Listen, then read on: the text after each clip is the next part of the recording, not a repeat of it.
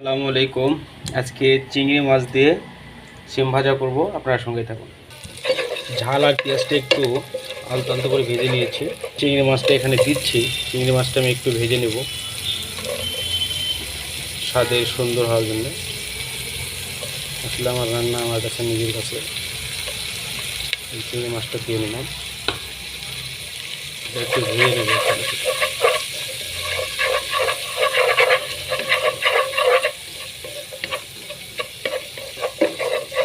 এইভাবে রান্না করলে অনেক সুন্দর লাগবে, আশা করি খাইতে।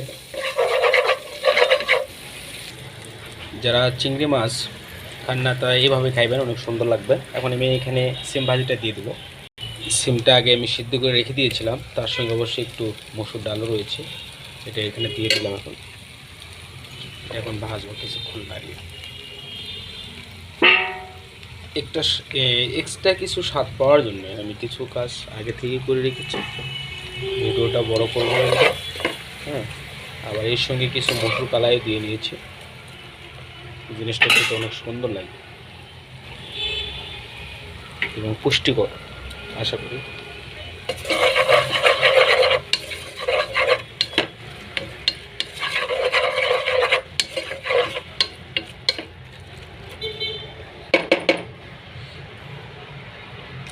এটা কিছুক্ষণ রেখে দেবো আমি। রেখে দেওয়ার পর কিছুক্ষণ রেখে দেবো।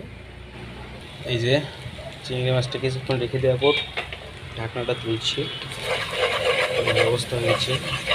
আর একটু ভাজিয়ে নেব, আর কিছু দেওয়ার দরকার নেই। এর মাঝে একটু লবণটা চেক করে নেব, লবণ ঝালটা চেক করে নেব। এটা আর বেশিক্ষণ লাগবো না, হয়ে গেছে এরকম আদো আদো। এটা এক্সট্রা কিছু স্বাদ দিলে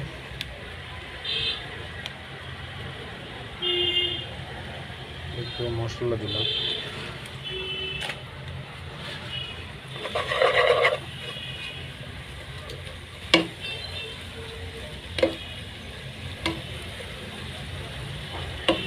তারপর গরম গরম পরিবেশন করব, যা খেতে অনেক সুন্দর লাগবে এবং সুস্বাদু লাগবে। এখানে আমি যা যা দিয়েছি একটু বলে নেই এর মাঝে, ভালো লাগলে অবশ্য জানাবেন। নতুন মানুষ আমি, সেই হিসেবে কিছু মনে করবেন না, ভুল টুললেও ধরিয়ে দেবেন। তো আমি ব্যাচেলার মানুষ। এখানে আমি যা যা দিয়েছি, এখানে প্রথমে আমি দিয়েছি সেম, তার সঙ্গে রয়েছে মসুর ডাল, কাঁচামরিচ, পেঁয়াজ, চিংড়ি মাছ, হ্যাঁ, আর আমির সঙ্গে কিছু মশলা, পেঁয়াজ, তেল, সরিষার তেল দিলে ভালো হয়। হ্যাঁ, এইভাবে আমি কিছু দিয়ে রান্না করেছি আর কি। ভালো থাকবেন, ধন্যবাদ, সালাম আলাইকুম।